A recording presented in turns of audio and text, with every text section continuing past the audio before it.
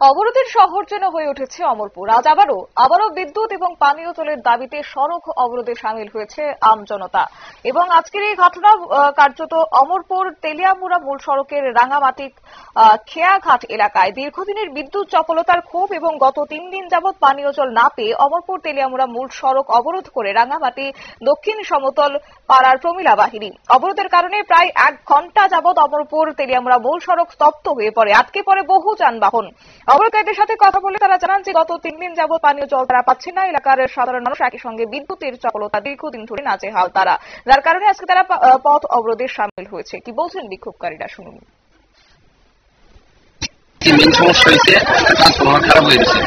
গতকাল অফিস বন্ধ থাকাতে ট্রান্সফরমারটা আনা গেছে না। আজকে বিকালের মধ্যে দুপুরের পরে খুব তাড়াতাড়ি হয়তো বিকালের মধ্যে লাগাইয়া মেশিন চালু হবে। মেশিনে কোনো খারাপই নাই, মেন সমস্যা হয়েছে ট্রান্সফরমারটা খারাপ হওয়াতে মেশিনটা চালু করা যেতেছে না। তাদের বক্তব্য আপনার বক্তব্য হয়েছে গত 2 দিন জল নাই, গত 2 দিন ধরে জল নাই। রবিবারে বিকাল পর্যন্ত জল গেছে, সোমবারে খারাপ হয়েছে, মঙ্গলবারে হয়তো লাগানোর কথা ছিল, মঙ্গলবার অফিস বন্ধ থাকাতে ট্রান্সফরমার আনা গেছে না। আজকে আসবো, আমি ওখানে ইলেকট্রিক সার্ভিসের সাথে কথা বলছি, আজকে ট্রান্সফরমার লাগিয়ে মেশিন চালু করবো। গত 2 দিন গাড়ি দিয়ে জল দেওয়া হয়নি কেন? গাড়ির হয়তো বিষয়টা তারা হয়তো জানাইছে না, যে আপনি তো জানেন না। আমি আজকে সকালে জানি, প্রধান আমি আজকে সকালবেলা ট্রান্সফরমার যে খারাপ এটা তো আপনি জানেন। ট্রান্সফরমার খারাপ বিষয়টা জানি না। যারা মেশিন চালাবে তারা তো আপনার অবগত করছেন। কেউই আমার ফোন করছে না এই বিষয়ে। ওখানে আমার প্রধানে ফোন করছে, যার কারণে আমি দৌড়ে আইছি ওখানে। প্রধান ওখানে আমার ফোন করছে।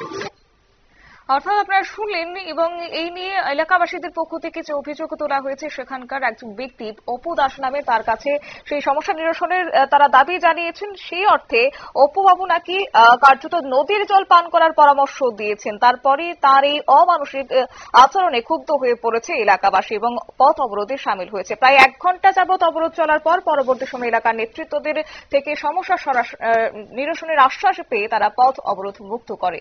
নিয়ে নিচ্ছে ছোট্ট একটি বিজ্ঞাপন, বিরতির সঙ্গে থাকুন।